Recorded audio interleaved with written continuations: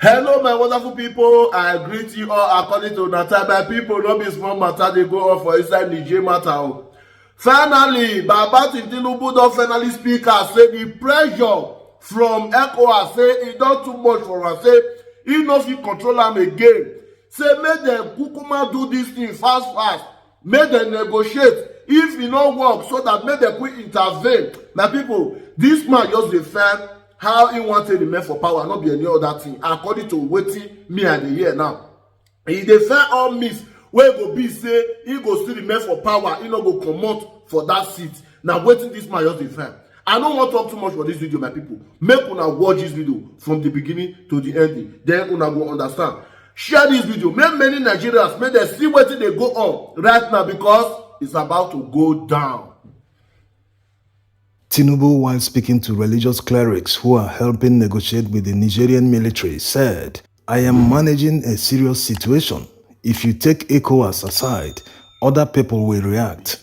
Those who are outside of our control, I am the one holding those sides back. I am the one holding back ECOWAS." He also said that he cannot delay the military intervention indefinitely. Therefore, they must hasten whatever negotiations with the Nigerian military. He wasn't specific about the other people in his statement, but since they are outside ECOWAS, it can only be France and the United States. This is an open confession, not that it was secret anyway. Since the military struck in Niger in late July, Tinubu has always maintained that they must leave power immediately. In fact, he has made many threats to the military regime in Niger that they must vacate power or risk a military intervention.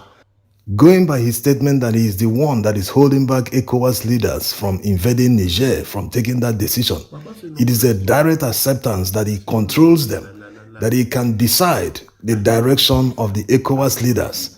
We've made analysis of this in the past, that going by Nigeria's position in ECOWAS, they can influence the decision of ECOWAS leaders. In other words, if Tinubu could hold the ECOWAS leaders, it means he can stop the invasion permanently. No need to waste unnecessary energy in another man's country. All the flights from Abuja to Niamey all the time, who is paying for it? Is it not better to spend all that money and energy in your own country? After all, Nigeria is supposed to come first before another country. Even all the countries interested in Niger today, the United States, France, they are all fighting for their own country. United States invested more than $100 million in a military base in Niger. Their interest is to protect the investment of US taxpayers and also hold on to their ability to gather information.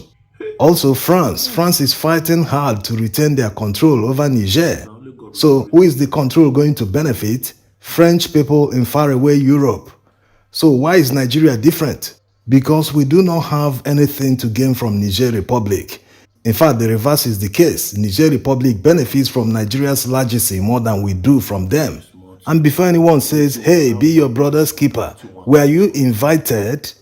Nigerians are even protesting and saying, "Hey, leave us alone, let us solve our problems ourselves, we will find a solution." Anyway, since it seems like he doesn't see the problems in Nigeria, he's always seeing the ones outside Nigeria in faraway Niger, let's enumerate some of the problems we have in Nigeria that need solving. Because naturally you have to solve your own problems first before going to the outside, before trying to help someone else that is far away from you. So let's start from solving our problems at home.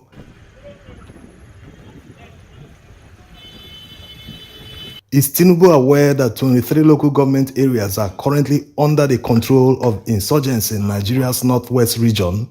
Is he aware that this is Nigerian territory we are talking about, and this is not Niger Republic that took those territories under their control?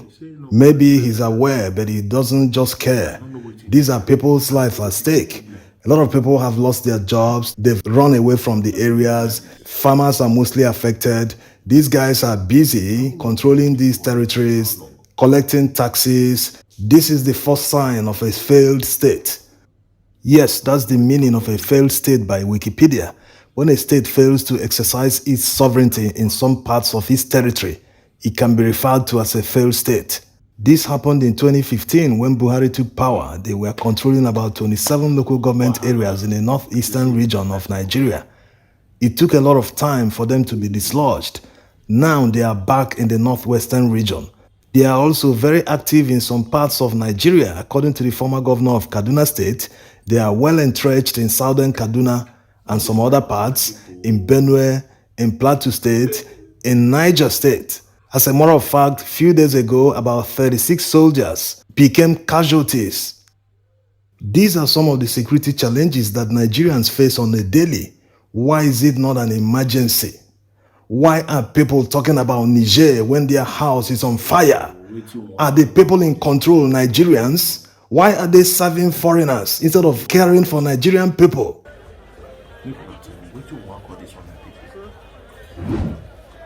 No matter your political leanings, you must agree that insecurity is a serious challenge in Nigeria right now. That's why everyone must speak up, because failure to speak up means complicity. Apart from security challenges, there are also serious economic challenges. Let's take them one by one. The finance minister recently revealed that they will reduce inflation in Nigeria's economy by cutting money supply. The same man also said recently that he feels the correct exchange rate between the naira and the dollar should be about 700 naira to $1. First of all, why are they using a method that has been proven not to work? Many times in the past, especially during MFLA's reign at the central bank, they always mop up excess liquidity in the system. Has it helped anyone? No, it hasn't. In fact, it has made many people poorer. During his time when he went as far as redesigning the naira, as if that was not enough, he even imposed a 20,000 naira limit of withdrawal in banks. So in other advanced economies, they are encouraging people to continue spending so that their economy will grow. In Nigeria, we discourage people from spending. How can you tell people not to spend? How can you reduce the money in circulation? The more people spend money, the more the economy booms. That's how it works everywhere. That of Nigeria will not be different. Besides, the excess money, or whatever they call it, is not the reason for inflation in Nigeria's economy. The reason for the inflation is because Nigeria's naira has lost value. It's as simple as that. Even the government contributed to the loss of value because they devalued the naira and said they made a flotation. It was a simple devaluation of the naira. What about the subsidy removal? Why didn't the government consider removing the subsidy gradually so as not to implode or cause massive inflation in the economy? Because before May, it used to cost 200 naira per liter. Now it's more than 500 naira. So it costs Nigerians more than 3 times what it used to cost to buy petrol. And they think it doesn't contribute to inflation in Nigeria. If you used to withdraw 20,000 to fill your tank at the ATM, now you need to withdraw 60,000. So the problem is not excess liquidity. People simply need more money to buy what they used to buy with less money. This brings us to another solution they want to implement to curb the inflation. They are talking about redenominating the naira, as it happened in Ghana in the mid-2000s. When Ghana redenominated the cedi, they removed 3 zeros, making it to exchange 1-to-1 to the dollar. But right now it's exchanging for more than 10 cedi to $1. So it proves it didn't help. It didn't curb any inflation. The inflation is still on a runaway. Besides, exchange rate doesn't determine how strong your economy is. You have to talk about purchasing power. You have to talk about other things. So the fact that Korean won is exchanging for more than 1,000 to the dollar doesn't mean their economy is not booming. It doesn't mean it's not strong. Also, the Vietnamese dong. So even if the naira exchanges for 1,000 to $1 today, and they decide to redenominate it to remove 3 zeros to force it to exchange 1-to-1 to the dollar, it wouldn't still solve the inflation problem. In fact, it will make it worse.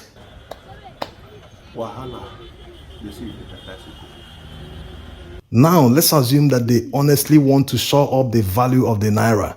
There are a few things they can do that will yield quick results in under 1 year. Yes, Nigeria is an import-dependent economy, and once you're import-dependent, you must have enough dollar reserves because many traders, merchants will be buying dollars to import goods. When the available dollars cannot satisfy demand, it will increase in value, and the local currency will drop in value. That's how it works. Think of it like too many people chasing few goods. Definitely the price will go up. But if the goods are more than the people demanding, the price will go down. So what the government should do is look at the major items that causes demand for dollars in Nigeria. One such item is petrol and other oils. When you remove that, assuming it makes up 20% of the demand, you've succeeded